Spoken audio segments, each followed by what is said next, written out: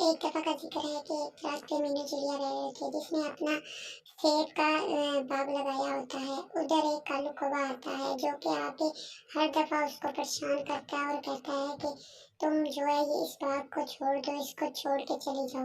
ये वो कहती है ये मेरा पेड़ है, मैंने खुद लगाया, मैं इसकी हिफाज़त करती हूँ, लेकिन नहीं, वो कहता है नहीं, इसको छोड़ के चली जाओ वरना मैं तुम्हें मार दूँगा, तुम्हें सख्त मार दूँगा। लेकिन वो बेचारी चुप करके सुनती रहती है हर बात।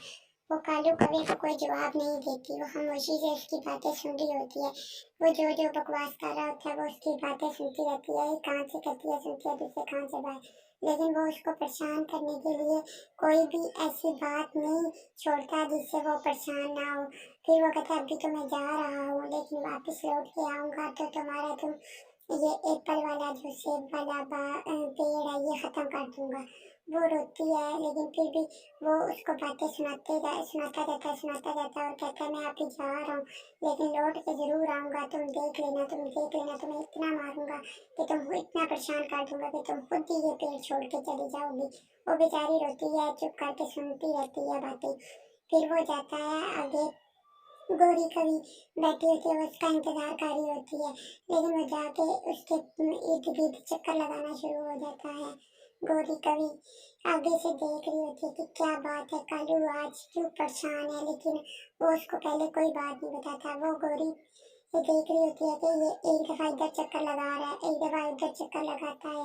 गोरी कभी उससे पूछती है क्या बात है कालू, आज तू बड़ा परेशान सा नज़र आ रहा है, क्या मसला हो गया? वो आगे से कहता है कि मैं एक तुम्हें क्या पता किस वजह से परेशान हूँ। वो कहती है कि क्या बात है, जो भी बात है सच बता दो।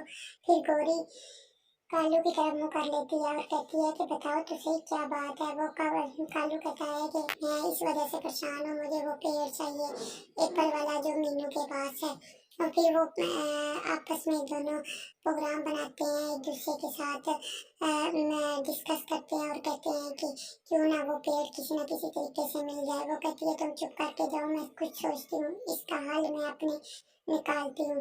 फिर वो इसी तरह हल निकालने के लिए कुछ ना कुछ करती है। इधर मीनू चिड़िया मोटू भैया के पास जाती है, उसको अपना सारा अहवाल बताती है कि वो मुझे परेशान कर देते हैं। मोटू भैया उसकी बात बिल्कुल आराम से सुनता है। फिर वो कहता है तुम अभी चली जाओ, मैं उसका बंदोबस्त कर लेता हूँ, तुम परेशान नहीं हो, तुम टेंशन नहीं लो, तुम खामोशी से। वो कहती है भाई मैं क्या करूँ, मैं किस तरफ जाऊँ? वो कहता है तुम चुप करके चली जाओ। वो भी सोचता है, वो उसको कहता है कि आज तो तुम जाओ, लेकिन मैं इसका ऐसा बंदोबस्त करूँगा कि उसको ये है कि तुम मीनू चिड़िया अकेली है, लेकिन मीनू चिड़िया अकेली नहीं है, उसका भाई अभी ज़िंदा है। उसका भाई उसको कालू कौवे और गोरी कौवे को कभी अपने मकसद में कामयाब नहीं होने देगा। लिहाज़ा वो सोचता है, वो कहता है आज तो मैं इस कालू कौवा गोरी कौवे को मार के रिश्ता मिलूँगा तभी इसको।